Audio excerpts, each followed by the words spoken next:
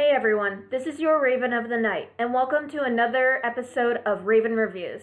This series is where I take songs used in any sort of media and rate them.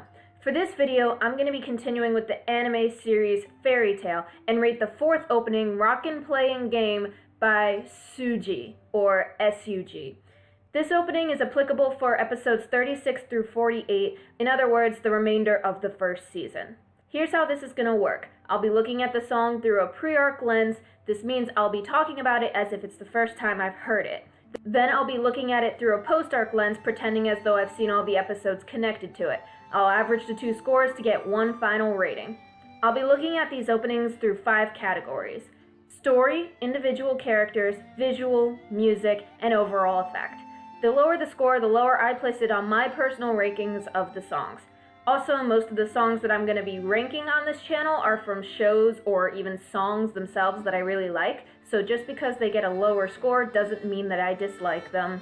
It just means that, in the grand scheme of things, something else may have been more effective for the general audience.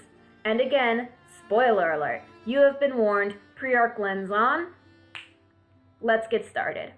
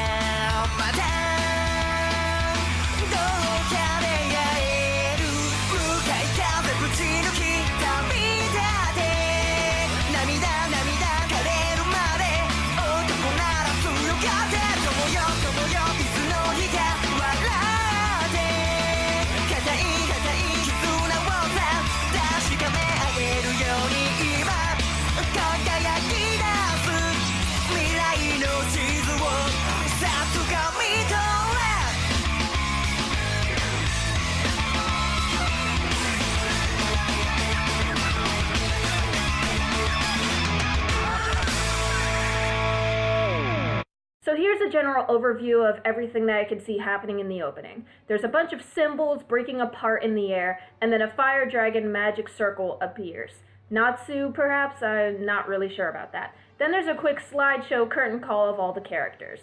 Then it shows Igneal, so does that mean that there's going to be some kind of insight on how he disappeared, or where he is, or what he's up to? Then there's a sweeping shot of everybody in the guild hall, pretty much just having a good time. Then it shows Loxus and he looks spiteful, or even mad. There are 3 characters by him that I don't recognize, but based off of the Fairy Tail guild mark on the woman's chest, I can assume that these are also members of Fairy Tail that we just haven't met yet. There's also a shot of Mistigan overlooking Magnolia. What's interesting about this is that there's a shot of Porliushka fading in, and she appears to be crying.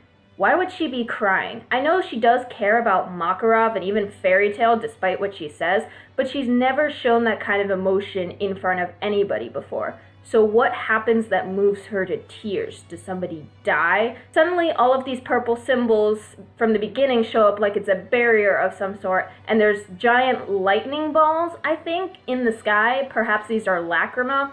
One of the unfamiliar characters, the one with the knight's mask, has these tiny barrel-looking things. Maybe he can control them somehow. Lucy is fighting with Loki, and then Happy shows up because of Lucy's embarrassment. I can assume that he made some kind of witty remark that made her embarrassed. Then there's Lovey working hard. Next, Juvia and Kana are trapped in this other barrier of purple characters, looking up to the guy with long green hair, looking down at them with contempt, or this high and mighty attitude. Maybe Juvia ultimately did join Fairy Tail, or maybe she's still trying to prove herself. I don't know as of where I am right now in the series. Then there's an explosion outside of Cardia Cathedral, and it shows the unfamiliar woman with wings raining magic down on Urza. They are fighting. So my guess is, based off of what I saw earlier, is that Loxus with these 3 unfamiliar people are for some reason attacking Fairy Tail. Maybe Loxus has a change of heart, I don't completely understand. Then it shows a sequence of Natsu and Loxus fighting, only for Gajeel to show up and support Natsu.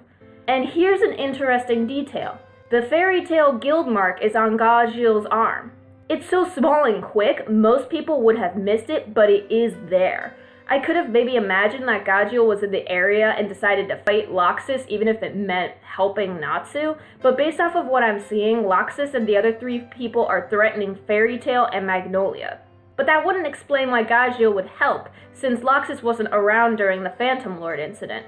So he goes off and joins Fairy Tail? Then there's a shot of Mira Jane going ballistic with this giant magic circle above her and serious magic power flowing from her. I know it was mentioned that she was once an S-class mage, but because of what happened to Lisana, she doesn't have her magic anymore. Perhaps she just chooses not to use it? It's kind of strange that in the opening it shows that her magic is triggered somehow and she almost loses control. I wonder what triggers this sudden transformation of her character. Then Makarov is standing on top of the guild hall holding up his hand in this symbol, which I guess represents that they're number 1. It's been present throughout the entire show, but never really explained. There's a shot of Urza with countless weapons floating about her in the area, Gray and other wizards shooting their magic up into the sky, and Mystigan looking like he's about to fight. Based off of the background, he may be fighting Loxus in Cardia Cathedral, but then they show a close shot of the part of his face that's visible. Blue hair and that eye. He looks eerily similar to Seagrain and Jalal, who were revealed to be twin brothers as of now. If Mystigan turns out to be another sibling of the 2 others or something, I'm just done. I'm done, I give up. Loxus grows and becomes monster-like, and Natsu and Gajeel are revving up to attack, and that's where the opening ends. Literally mid-attack.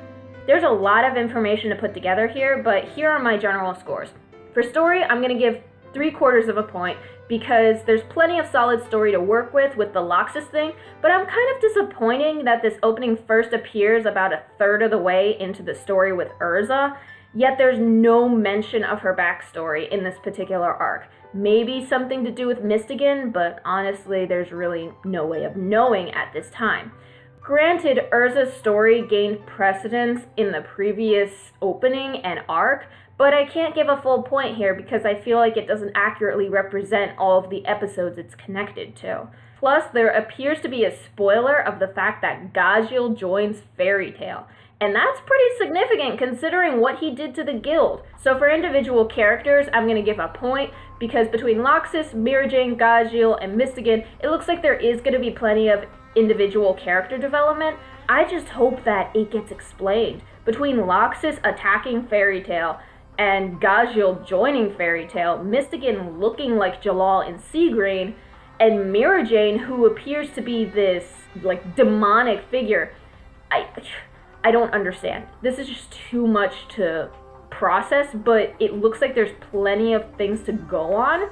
I'm just hoping it all gets explained.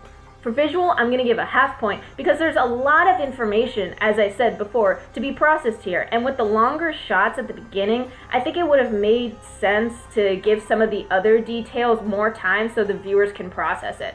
While I do appreciate the fact that the slideshow effect that they had at the beginning with the lineup of characters was shorter than that in the second opening Sense of Wonder, it still isn't completely necessary. For music, I'm going to give another point because I think that the music is somewhat of a mix of everything that's been heard up until now. It does have a rock feel, but it doesn't have the same kind of negative or powerful intensity as the previous opening. And based off of the more colorful imagery again, I can assume that this arc isn't quite as dark, but it's still intense to an extent. So if that's the case, then the music fits. So for now, I'm going to give a point, but I'll come back to it in the post-arc. Then for overall effect, I'm going to give 3/4 of a point, because there's just too much stuff going on.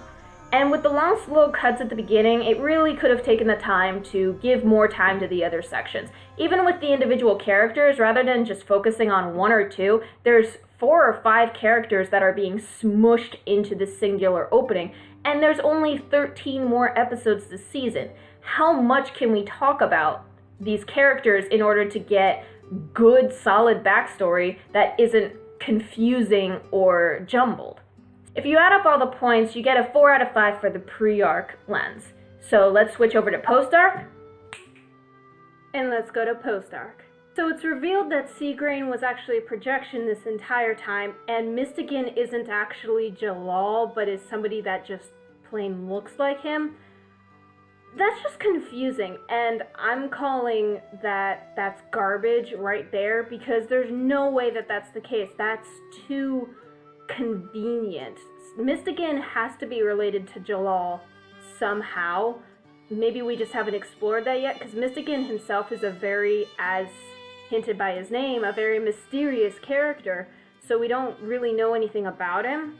But the fact that he just says, "I just look like him," and then he disappears in the middle of an important fight, like, that's just cruel. That's mean.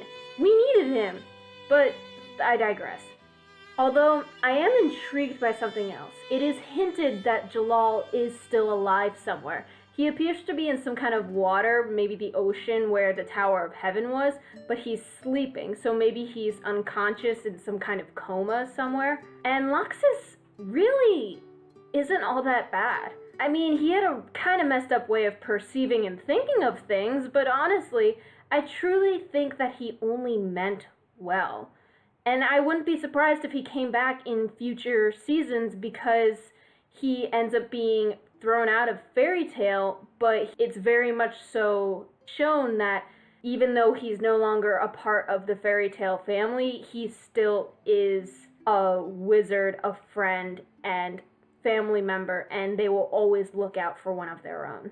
And then something else that I recognized, and it's not really something that's discussed, but Natsu is really a lot like Laxus. Or rather, Laxus represents how Natsu could have turned out had he been more focused on the idea of competition and the importance of strength and absolutely nothing else. Natsu even agrees with Laxus when he has this competition, but then once he threatens the entire city of Magnolia through this competition, that's when he realizes that Laxus's plan is not moral and is not cool.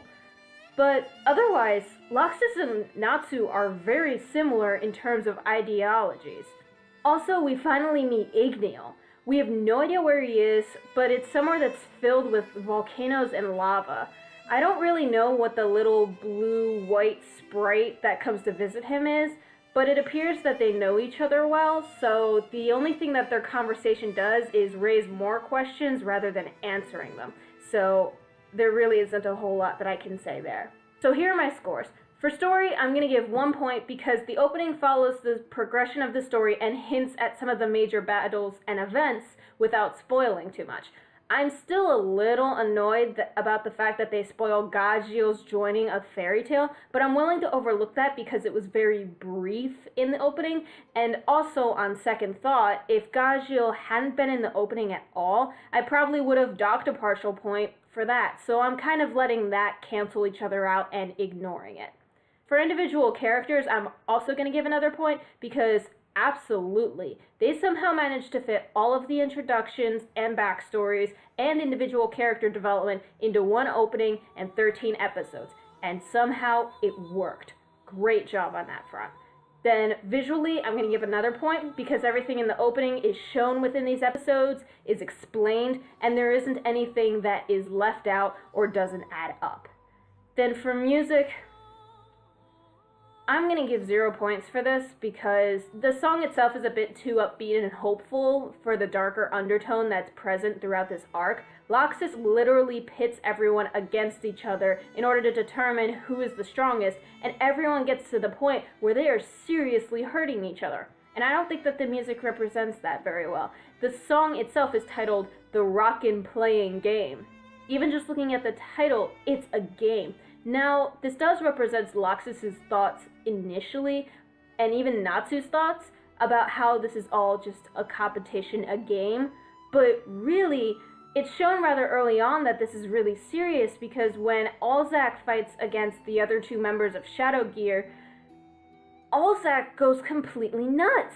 And so I just don't think that the song really represents the really strong, dark undertones of this arc. Then for overall effect, I'm going to give a 1/4 point, because if I didn't have to watch the opening at the end of the arc because of my reviews, I probably wouldn't have watched this opening all the way through. I'm not a huge fan of this song, as I said before, and while I appreciate what it's trying to do, it seems a bit too all over the place for a storyline that's actually surprisingly concise. So that's a 3.25 out of 5 for the post-arc lens. Then adding the two scores together, you get 4 plus 3.25, which is 7.25 out of 10, a 72.5%. Overall, kind of an average score. Do you agree with what I've said? Let me know down in the comments below what you think. Is there anything else that I should be looking at while looking at these openings? And let me know if there are any other songs, openings, whatever that you want me to review on this channel. And now, like a raven, I fly into the darkness. See you next time.